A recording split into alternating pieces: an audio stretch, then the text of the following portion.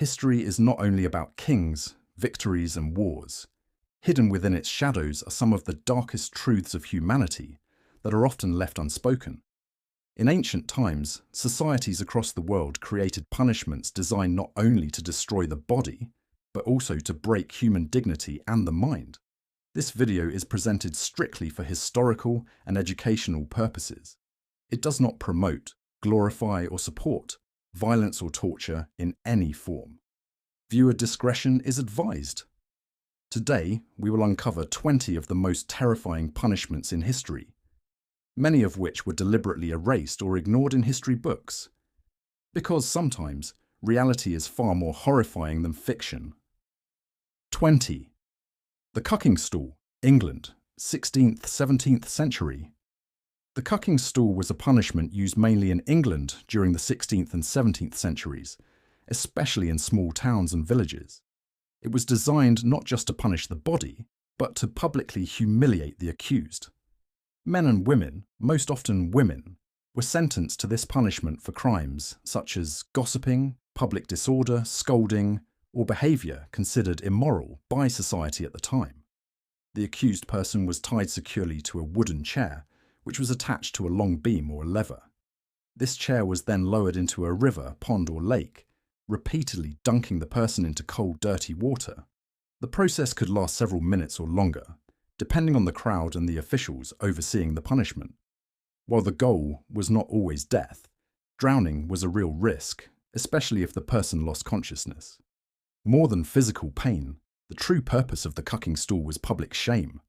Large crowds gathered to watch, mock, and insult the victim, turning punishment into public entertainment.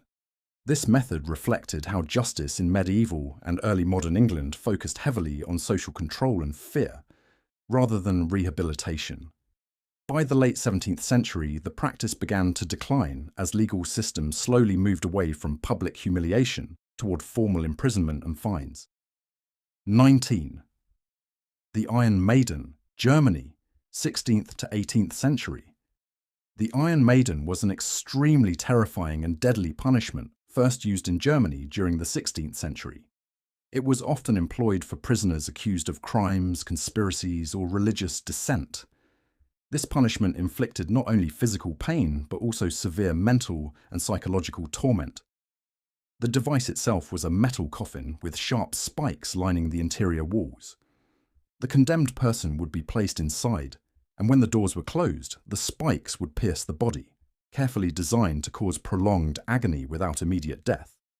In some cases, victims were left in the Iron Maiden for hours or even days, intensifying not only their physical suffering, but also their fear and mental stress. What made the Iron Maiden particularly horrifying was that it was intended to break both body and spirit. In some German towns, it was displayed in public courts to instill fear and demonstrate the consequences of disobedience or crime. Its purpose extended beyond punishment. It was a tool for social control, intimidation, and authority. The Iron Maiden remained in use until the 18th century, when emerging concepts of law and human rights gradually made such practices obsolete. Today, it stands as one of history's most chilling examples of human cruelty, a grim reminder of how the desire for power and vengeance can devastate humanity. 18. The wooden horse, Spain, 16th to 17th century. The wooden horse, also known as the Spanish donkey, was a brutal and widely feared punishment used in Spain during the 16th and 17th centuries. It was primarily designed for criminals, rebels, or those accused of serious offences such as theft, sedition, or disrespect toward authority. Unlike punishments intended to simply cause humiliation, the wooden horse inflicted intense physical pain and long-lasting trauma. The device consisted of a triangular, sharply edged wooden beam, resembling a narrow ridge or horseback. The victim was made to straddle this beam, sitting directly on the sharp edge with their full body weight pressing down. To increase the agony, the legs were often tied tightly, preventing any movement or relief. Sometimes additional weights were attached to the victim's feet, forcing more pressure onto the pelvis and thighs. The result was excruciating pain in the lower body, bruising, and severe internal injuries, often leaving permanent damage. Public humiliation was also a key part of this punishment.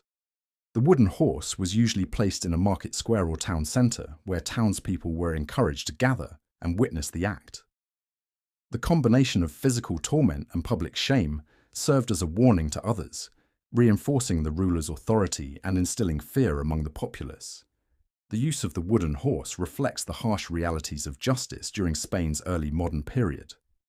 Legal systems often prioritized deterrence through terror over rehabilitation. Authorities believed that witnessing the suffering of criminals would maintain social order and discourage dissent. By the late 17th century, the practice began to decline as more civilized forms of punishment, such as fines, imprisonment, or exile, slowly replaced public corporal punishments. Yet the wooden horse remains a gruesome symbol of historical cruelty, reminding us how far societies once went to enforce obedience and maintain control through pain and humiliation. 17. Rat torture, France, 16th to 17th century. Rat torture was one of the most psychologically terrifying punishment methods used in France during the 16th and 17th centuries. Unlike many other punishments that relied on visible violence, this method focused on fear, panic, and slow suffering, making it especially cruel. It was often used during interrogations to extract confessions from prisoners accused of serious crimes or political offences.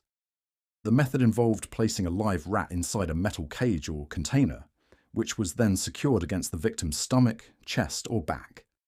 Heat, usually from fire, hot coals, or heated metal, was applied to the outer side of the cage.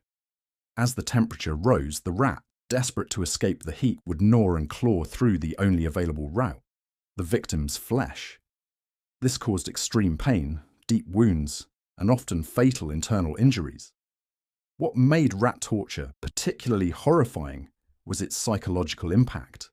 The victim could feel the animal moving, scratching and biting, creating intense terror even before serious physical damage occurred. The anticipation of pain often broke prisoners mentally, leading many to confess, truthfully or falsely, just to end the suffering. This punishment reflected the harsh nature of early modern European justice systems, where confession was valued more than truth, and fear was considered an effective tool of control. Authorities believed that extreme methods were justified to maintain order and discourage rebellion or crime. By the late 17th century, such practices began to decline as legal reforms slowly introduced limits on torture. Today, rat torture is remembered as one of history's most disturbing examples of psychological and physical cruelty, showing how fear itself was once weaponized as a form of punishment. 16. The Brazen Bull, Greece, 6th century BCE. The brazen bull was one of the most infamous execution devices of ancient Greece, dating back to the 6th century BCE. According to historical accounts, it was commissioned by the tyrant Phalaris of Acragas, modern-day Sicily, as a symbol of absolute power and fear. Unlike many punishments meant only to kill, the brazen bull was designed to turn execution into psychological terror. The device was a hollow bull, made entirely of bronze. The condemned person was placed inside through a hidden door, which was then sealed shut. A fire was lit beneath the bull, slowly heating the metal. As the temperature rose, the victim was burned alive inside. Ingeniously and cruelly, the bull was fitted with a system of tubes so that the victim's screams were transformed into sounds resembling a roaring animal, making the execution appear ritualistic rather than human. The purpose of the brazen bull was not only death, but public intimidation. Crowds often witnessed these executions, reinforcing the ruler's authority and warning others against rebellion or crime.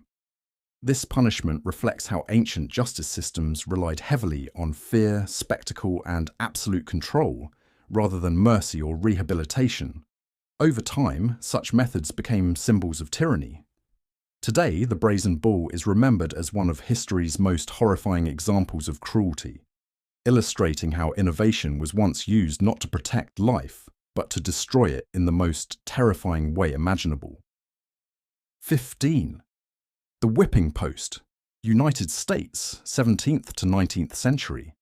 The whipping post was a widely used form of corporal punishment in the United States from the 17th to the early 19th century, particularly during the colonial era and early years of the Republic. It was commonly applied for crimes such as theft, public disorder, moral offences, or disobedience, and was especially frequent in colonies influenced by strict religious laws. The punishment involved tying the accused person to a wooden post or frame, usually in a public square or courthouse yard. The upper body was left exposed, while the hands were secured above or behind the post. An official executioner, or law officer, then delivered a fixed number of lashes using a whip, rope, or leather strap. The number of strokes was determined by the court and could range from a few lashes to dozens. The primary goal of the whipping post was public humiliation and deterrence. Crowds were encouraged to watch. Turning punishment into a public spectacle meant to warn others. While not always fatal, severe whipping could cause deep wounds, infections, and permanent scarring, and in some cases, death. By the mid-19th century, growing awareness of human rights and legal reform led to the gradual abandonment of public whipping in favour of imprisonment and fines. Today, the whipping post stands as a reminder of how early justice systems relied on pain and shame to enforce obedience and maintain social order. 14. The ice cell, Russia, 17th–18th century. The ice cell was an extremely terrifying form of punishment used in Russia during the 17th and 18th centuries, often reserved for prisoners or political opponents. The condemned person was placed in a room or chamber filled with ice, where temperatures were severely below freezing. Prisoners were often left without proper clothing, and sometimes deprived entirely of food and water. The extreme cold slowed the body, stiffened muscles and joints, and severely affected the mind. In some cases, prisoners died from the freezing conditions, while others survived but suffered permanent physical and mental damage. The purpose of the ice cell was not only death, but also intense suffering and public intimidation. It inflicted both psychological and physical torment, demonstrating the Russian government's absolute power and control over those who defied it. 13. The bamboo torture, China, 16th to 18th century. The bamboo torture was a brutal method used in China between the 16th and 18th centuries for punishing criminals and political enemies. This punishment relied on slow, excruciating physical pain rather than instant death. The victim was tied down over a young bamboo shoot which was carefully positioned beneath the body. Over time, the bamboo, which grows extremely quickly, would pierce and penetrate the person's flesh as it expanded. This caused intense pain, deep wounds, and severe internal injuries, often resulting in death if not treated. Bamboo torture was not only about killing. It was a method of terror and public intimidation. It demonstrated the consequences of defying authority, discouraging dissent among the population. The victim would often experience slow, prolonged suffering, making this one of history's most horrifying examples of calculated cruelty. This punishment highlights the extremes of early Chinese justice, where innovation was sometimes twisted to inflict maximum suffering and enforce social control. 12. The scold's bridle, Britain, 16th–17th century. The scold's bridle, also called the brank, was a cruel device used in Britain during the 16th and 17th centuries, primarily to punish women accused of gossiping, nagging, or speaking out of turn. It was a form of public humiliation designed to control behaviour through fear. The device consisted of a metal mask or framework that enclosed the head and had a spike or plate inserted into the mouth, pressing down the tongue. This made speaking, eating, and drinking extremely painful or impossible. The victim would often be paraded through the streets or locked in a public place, where townspeople could mock and humiliate her. The scold's bridle served both as punishment and deterrence, sending a message to the community about the consequences of defying social norms. It reflected the rigid gender roles of the time and the extreme measures authorities used to maintain control. By the late 17th century, the device gradually fell out of use, but it remains one of history's most infamous symbols of gendered cruelty and public shaming. 11. The hanging cage. Iran, 16th to 18th century. The hanging cage was a form of punishment used in Iran between the 16th and 18th centuries, designed to inflict prolonged suffering and public humiliation. Prisoners, often criminals or political opponents, were placed in a small iron or wooden cage, leaving little room to move. The cage was then hung in a public place, exposed to the elements. The victim would suffer from intense sun, rain or cold, often for days, with minimal food or water. This extreme exposure caused physical weakness, dehydration, and sometimes death. The main purpose of the hanging cage was psychological torment and social deterrence. By displaying the victim publicly, authorities intended to instill fear, discouraging others from committing crimes or challenging power. This punishment highlights the harsh methods of justice used in early modern Iran, where humiliation and prolonged suffering were tools to enforce control and maintain social order. 10. The breaking wheel, Rome, 4th to 15th century. The breaking wheel, also known as the Catherine wheel, was a brutal execution device used in Rome and medieval Europe from the 4th to the 15th century. It was designed not only to punish, but to serve as a public spectacle of terror. The condemned person was tied to a large wooden wheel, and the executioner would systematically break their limbs with a heavy iron bar or hammer. Bones were shattered, and the body was often twisted into unnatural positions. In some cases, the victim was left on the wheel to die slowly, exposed to the elements, insects, and public view. The breaking wheel served as both painful punishment and deterrent, warning the public of the consequences of serious crimes, such as murder, treason, or rebellion. The suffering was deliberately prolonged to maximize fear among onlookers. By the late Middle Ages, the use of the breaking wheel gradually declined as legal systems evolved and more humane forms of execution and imprisonment were introduced. Nevertheless, it remains a symbol of medieval cruelty and the extremes of justice in Europe.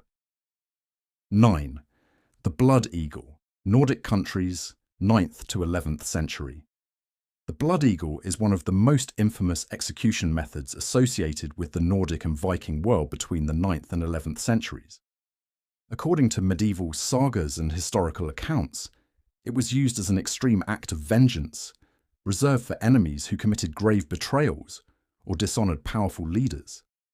The punishment involved cutting open the victim's back, separating the ribs from the spine, and pulling them outward to resemble wings. In some versions of the accounts, the lungs were drawn out and placed over the ribs, creating the image of a blood-soaked eagle. Whether all details were physically possible or sometimes exaggerated remains debated by historians. But the symbolic terror of the act is undeniable. The blood eagle was not meant for law enforcement, but for ritualized revenge and intimidation. It demonstrated dominance, honor, and ruthless power within a warrior culture where fear was a critical tool of control. The execution was often described as public, reinforcing its role as a warning to rivals. Today, the blood eagle stands as a grim legend of Viking-age brutality, reflecting how violence and symbolism were intertwined in early medieval societies. 8. The pillory, Europe, 13th to 18th century. The pillory was a common form of punishment used across Europe from the 13th to the 18th century, designed to shame rather than kill. It targeted individuals accused of minor crimes such as theft, fraud, lying, or public misconduct. While less physically violent than other punishments, it relied heavily on humiliation and social pressure. The device consisted of a wooden or metal frame with holes that locked the victim's head and hands in place. It was usually set up in a busy public square or marketplace. The condemned person could be held there for hours or even days, completely exposed to the crowd. Spectators were encouraged to mock, insult, and throw objects such as rotten food, mud, or stones. Although death was not the goal, victims often suffered injuries, infections, and lasting psychological trauma. In extreme cases, violent crowds could cause serious harm or even death. The pillory functioned as a tool of public discipline and deterrence, reinforcing social order through shame. By the 18th century, it gradually disappeared as legal systems shifted toward imprisonment and fines. Today, it remains a symbol of how justice once relied on public humiliation as punishment. 7. The starvation dungeon, medieval Europe, 12th to 15th century. The starvation dungeon was a cruel punishment used across medieval Europe from the 12th to the 15th century, intended to break prisoners through slow deprivation rather than immediate violence. It was commonly reserved for traitors, political enemies, or prisoners considered unworthy of a formal trial or execution.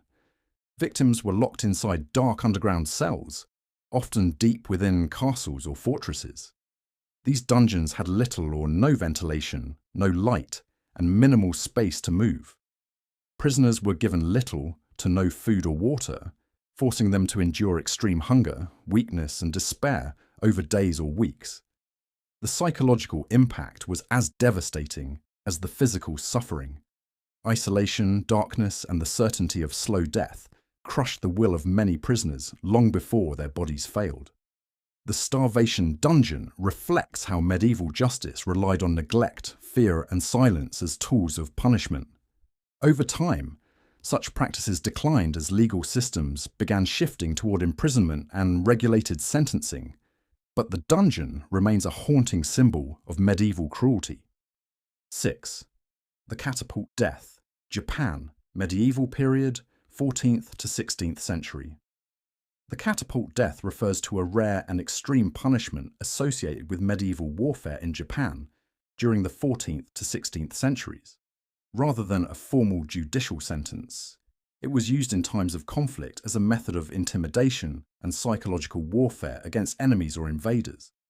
Captives were reportedly launched using siege devices, such as catapults or large throwing mechanisms, toward enemy positions or open terrain. The act served as a warning, demonstrating the power and ruthlessness of those in control. Survival was unlikely, and the purpose was not execution alone, but terror and deterrence. This practice reflects the harsh realities of medieval warfare, where fear was a strategic weapon. Over time, as military ethics and formal legal systems evolved, such methods disappeared, remaining only as grim footnotes in the history of war. 5. The crushing press, France, 16th to 18th century. The crushing press was a slow and agonizing form of execution used in France from the 16th to the 18th century, primarily for criminals who refused to confess or for those accused of serious crimes. Unlike sudden executions, this method relied on gradual, prolonged physical pressure to induce suffering. The victim was laid beneath heavy stone slabs or weighted beams, which were incrementally increased to crush the body. The slow application of pressure caused extreme pain, broken bones, internal injuries, and often death over hours or days. This punishment also had a psychological component, instilling fear in others who witnessed or heard of it. By emphasizing slow suffering, authorities demonstrated the consequences of defiance and reinforced social control. The crushing press eventually declined as judicial systems in France shifted toward imprisonment, fines, and more regulated forms of execution, but it remains a stark example of historical cruelty. 4. The neck violation, Scandinavia, 10th to 12th century. The neck violation was a brutal method of punishment and torture used in Scandinavia during the 10th to 12th centuries, primarily against enemies, traitors, or those who violated social and legal codes. It involved inserting iron rods, spikes, or sharp objects into the neck, causing extreme pain and often fatal injuries. This punishment was intended not only to kill, but also to instill terror and enforce authority. Victims suffered immense physical agony, and the procedure often resulted in slow death or permanent incapacitation. By displaying or executing the punishment publicly, rulers aimed to deter rebellion and maintain social order. The neck violation reflects the harsh and unforgiving nature of early medieval justice in Scandinavia, where fear was a primary tool for controlling society.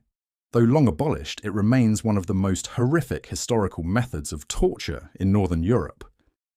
3. The Scaphism, Iran, 4th to 7th century CE. Scaphism was one of the most gruesome forms of execution used in ancient Persia, Iran, between the 4th and 7th centuries CE. Also called the boats, it involved trapping the victim between two narrow wooden boats or planks, leaving the head, hands and feet exposed. The condemned person was force-fed milk and honey and their bodies smeared with the same mixture. Over time, this attracted insects, vermin and maggots, which infested the victim's flesh, causing excruciating pain, infection and slow death. Victims could suffer for days or even weeks before dying. Scaphism was intended to maximize both physical suffering and psychological terror, making it a horrifying tool of punishment for traitors and enemies. It reflects the extreme cruelty and ingenuity in ancient judicial punishments, where slow and torturous death was a method of control and deterrence. 2. The flaying, medieval Europe, 12th to 15th century. The flaying was one of the most brutal and feared punishments in medieval Europe between the 12th and 15th centuries. It involved removing the skin of the victim while they were still alive, exposing muscles, nerves and tissues. This method was primarily reserved for traitors, criminals, or those who defied the ruling authorities. The process was slow and agonizing. Victims were often tied down and restrained, while executioners carefully peeled away the skin with knives or specialized tools. The pain was unimaginable, and death could take hours or even days if not immediate. The goal was not only to kill, but to terrify and humiliate, sending a strong message to the populace about the consequences of defiance. Flaying served as a public spectacle, reinforcing social order through fear. It reflects how medieval justice often prioritized control and intimidation over mercy or rehabilitation. Although long abolished, flaying remains a symbol of historical cruelty and the extremes of medieval punishment. 1. The impalement, Ottoman Empire, Romania, 15th to 17th century. Impalement was one of the most horrifying and feared punishments in history, used in the Ottoman Empire and parts of Romania between the 15th and 17th centuries. It was typically reserved for traitors, rebels, or enemies of the state, intended to instill terror and enforce authority. The method involved driving a long wooden or metal stake through the victim's body, usually starting from the lower body and emerging from the chest or mouth. Victims were often placed in public areas to maximize psychological impact, exposing them to the view of the populace as a warning. Death was often slow and agonizing, taking hours or even days, depending on the stake's placement and size. Beyond physical suffering, impalement served as a psychological tool, demonstrating the absolute power of rulers and deterring potential challengers. The gruesome spectacle emphasized obedience, fear, and social control in societies where harsh justice was considered necessary to maintain order.